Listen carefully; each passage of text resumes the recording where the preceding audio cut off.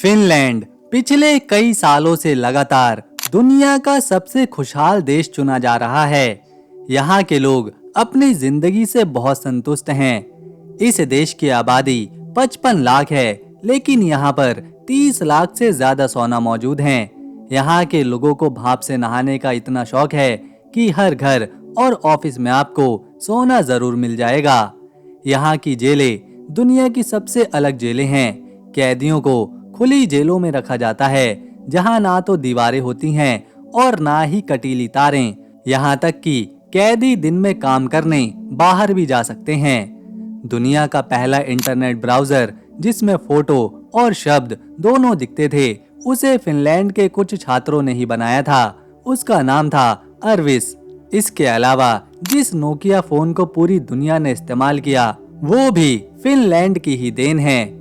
यहाँ के लोग बहुत ईमानदार हैं। अगर आपका बटुआ कहीं गिर जाए तो पूरी उम्मीद है कि वह आपको वैसा ही वापस मिल जाएगा। यहाँ की पढ़ाई दुनिया में सबसे अच्छी मानी जाती है।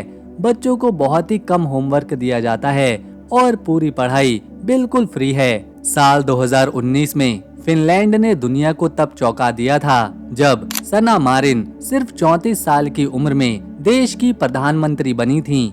उस वक्त वो दुनिया की सबसे युवा प्रधानमंत्री थी। इस बात ने ये साबित किया कि इस देश में युवाओं और महिलाओं को बराबरी का अधिकार और बराबरी के नजरिए से देखा जाता है। इस देश के लोग फालतू की बातें करना पसंद नहीं करते। उन्हें अपनी प्राइवेसी और शांति बहुत प्यारी है। फिनलैंड को हजारों झीलों का देश भी कहा जाता है। यहाँ की प्रकृति किसी स्वर्ग से कम नहीं। गर्मियों के 2-3 महीनों में यहाँ सूरज कभी डूबता ही नहीं। रात के 12 बजे भी ऐसा लगता है जैसे कि शाम के 6 बजे हों। यहाँ एक खास तरह की मिठाई मिलती है जिसे सालमियाकी कहते हैं। ये काले रंग की टॉफी होती है जिसका स्वाद नमकीन और थोड़ा कड़वा होता है। बाहर के लोगों को ये बहुत अजीब लगती है, लेकिन फिनलैंड के लोग इसे बड़े चाव से खाते हैं। इस देश में ट्रैफिक चालान आपकी कमाई के हिसाब से काटा जाता है। यानी अगर एक अमीर आदमी ने सिग्नल तोड़ा तो उसे लाखों का जुर्माना देना पड़ सकता है, जबकि एक कम कमाने वाले इंसान को बहुत कम जुर्माना देना होगा। यहाँ पर एक बार एक अमीर शख्स को तेज गाड़ी चलाने के आरोप में करोड़ों रुपए का जुर्माना देना पड़ा था।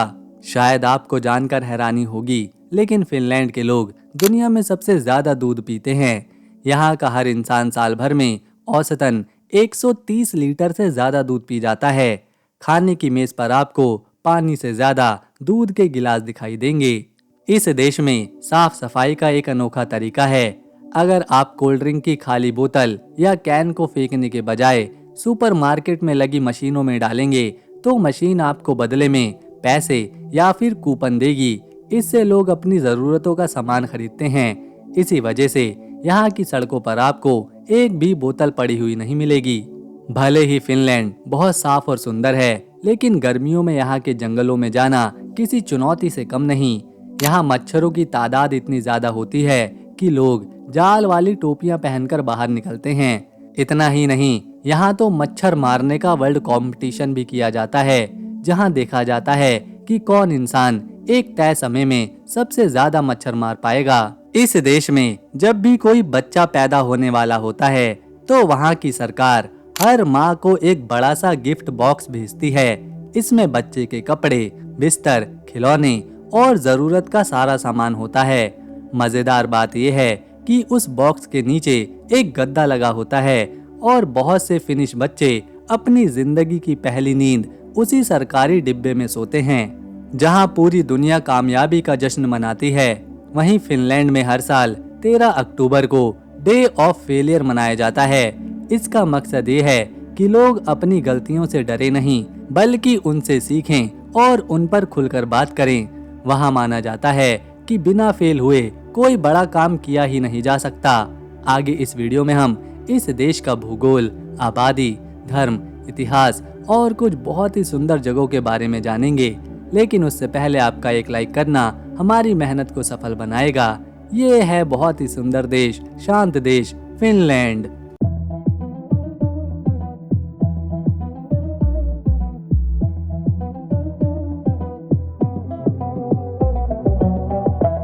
फिनलैंड उत्तरी यूरोप में मौजूद है और इसे नॉर्डिक देश माना जाता है। इसके 3 पड़ोसी देश हैं। पश्चिम में स्वीडन है, उत्तरी दिशा में नॉर्वे है, पूर्व में रूस और इसका बॉर्डर 1340 किलोमीटर लंबा है। फिनलैंड 3,38,491 स्क्वायर किलोमीटर के एरिया में फैला हुआ है। यहाँ की आबादी करीब 56 लाख है, इसीलिए यहाँ की सड़कें अक्सर शांत, ट्रैफिक फ्री और साफ नजर आती हैं। यहाँ का सबसे बड़ा धर्म है ईसाई, जिसे 63% लोग मानते हैं, जबकि 2% में दूसरे धर्मों के लोग यहाँ पर रहते हैं। और आपको ये बात जानकर हैरानी होगी कि फिनलैंड को नास्तिक लोगों का देश भी कहा जाता है, क्योंकि यहाँ के 35% लोग ऐसे हैं जो भगवान में विश्वास नहीं करते, जो किसी भी धर्म को नहीं मानते, केवल प्रकृति और अपनी ईमानदारी के साथ अपना जीवन बिताते हैं। फिनलैंड में देह व्यापार कानूनी रूप से मान्य है और हैरानी की बात तो ये है कि जो महिलाएं यहाँ पर ये काम करती हैं और जो इस काम से वो कमाई करती हैं, उसका भी उन्हें टैक्स देना पड़ता है। फिनलैंड के कई हिस्से ऐसे हैं जहां रात के 12 बजे भी सूरज नहीं डूबता, रात नहीं होती, और ये नज़ारा देखने हर साल हजारों सैलानी यहाँ पर घूमने आते हैं। फिनलैंड में एक बहुत ही खास जगह है जिसे आइस रेस्टोरेंट कहते हैं। यह रेस्टोरेंट्स पूरी तरह से बर्फ और बर्फ की लकड़ियों से बने होते हैं। यहाँ की मेजें, कुर्सियाँ और ग्लास सब बर्फ के होते हैं। इस रेस्टोरेंट में खाना भी ठंडे ग्लास में परोसा जाता है। यहाँ रात को रोशनी बहुत सुंदर दिखाई देती है और ये जगह काफ़ी चमकती है। लोग यहाँ फोटो लेने आते हैं और बर्फ के कमरे में बैठकर एक अलग अनुभव करते हैं। ये जगह सर्दियों में सबसे ज़्यादा मशहूर है और दुनिया भर से यहाँ पर्यटक आते हैं। ये है देश की राजधानी हेलसिंकी। हेलसिंकी, जो आज फिनलैंड की राजधानी है, पहले एक छोटा सा समुद्री कस्बा हुआ करता था। इसे साल 1550 में स्वीडन के राजा गुस्ताव वासा ने बसाया था। उस समय फिनलैंड स्वीडन के कंट्रोल में था और राजा चाहता था कि बाल्टिक सागर के व्यापार में हेलसिंकी भी एक बड़ा केंद्र बने। यही वजह थी कि ये शहर तल्लीन जैसे अन्य व्यापारिक शहरों को टक्कर देने के लिए बनाया गया था। शुरू के कई सालों तक ये जगह बहुत छोटा और कम आबादी वाला इलाका थी। यहाँ लोग ज़्यादातर मछली पकड़ने और छोटे मोटे व्यापार में लगे रहते थे। लेकिन हेलसिंकी का असली विकास तब शुरू हुआ जब 1812 में इसे फिनलैंड की राजधानी बना दिया गया। उस समय फिनलैंड रूस के अधीन एक स्वायत्त क्षेत्र था। रूसी सम्राट अलेक्जेंडर प्रथम ने राजधानी को पुराने शहर टुर्कू से हटाकर हेलसिंकी कर दिया, ताकि देश को रूस के अधिक नज़दीक लाया जा सके और इसे एक आधुनिक प्रशासनिक केंद्र बनाया जा सके। राजधानी बनने के बाद शहर की पूरी योजना फिर से बनाई गई। इस काम की कमान अधिकारी जोहान को मिली। उन्होंने शहर को चौड़ी सड़कों, सीधे साफ इलाकों और बेहतर ढांचे के साथ बसाने की योजना बनाई। शहर की महत्वपूर्ण इमारतें जैसे चर्च, सरकारी दफ्तर और विश्वविद्यालय जर्मन मूल के वास्तुकार कार्ल लुडविग एंजल ने डिजाइन की। इन इमारतों की खासियत ये है कि ये एक ही शैली की लगती हैं और देखने में बहुत ही सुंदर और शांत भी, क्योंकि फिनलैंड में 2000 से ज्यादा की संख्या में जंगली भूरे भालू रहते हैं। इसीलिए बहुत सी सड़कों के किनारे भालुओं से बचने के लिए साइन बोर्ड भी लगे होते हैं। इसके अलावा फिनलैंड में झीलों की भी कोई कमी नहीं। यहाँ आपको हर 5 किलोमीटर बाद एक न एक झील जरूर देखने को मिलेगी, फिर चाहे वो बर्फ से ही क्यों न ढकी हो। 18वीं सदी में युद्ध और आग की घटनाओं ने शहर को बहुत ही नुकसान पहुंचाया, लेकिन फिर भी इस शहर ने धीरे धीरे खुद को संभाला और 19वीं शताब्दी में ये फिनलैंड का सबसे अहम आर्थिक और सांस्कृतिक स्थल बन गया। इसी समय समंदर के बीच बना बड़ा किला सुओमेननिल्ला भी शहर का महत्वपूर्ण हिस्सा बना, जो आज भी हेलसिंकी की सबसे प्रसिद्ध ऐतिहासिक जगहों में से एक है।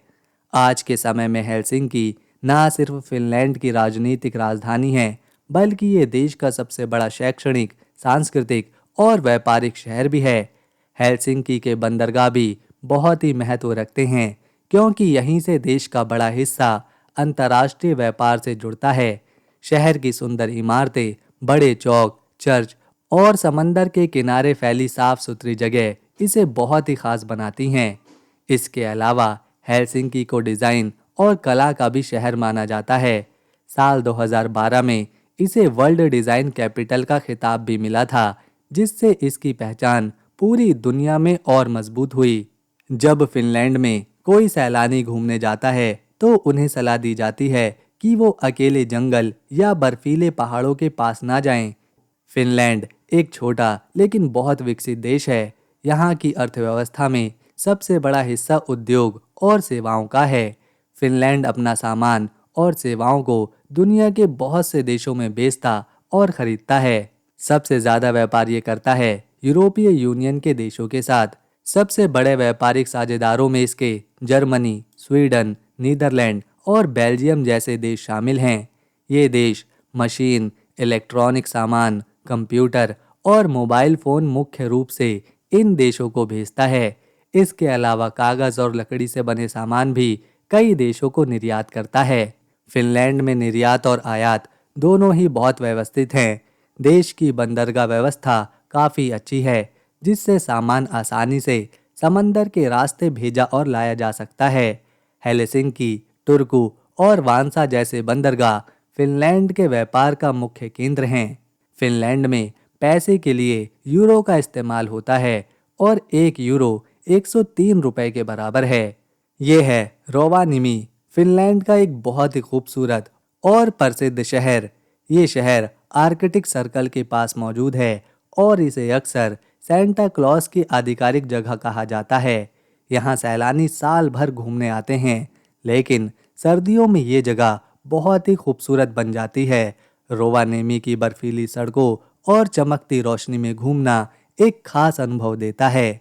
शहर की सबसे बड़ी खूबसूरती नॉर्दर्न लाइट्स या ऑरोरा बोरेलिस है। यहाँ आकर लोग रंग बिरंगी रोशनी को आकाश में नाचते हुए देख सकते हैं। इसके अलावा सेंटा क्लॉज विलेज एक और आकर्षण है।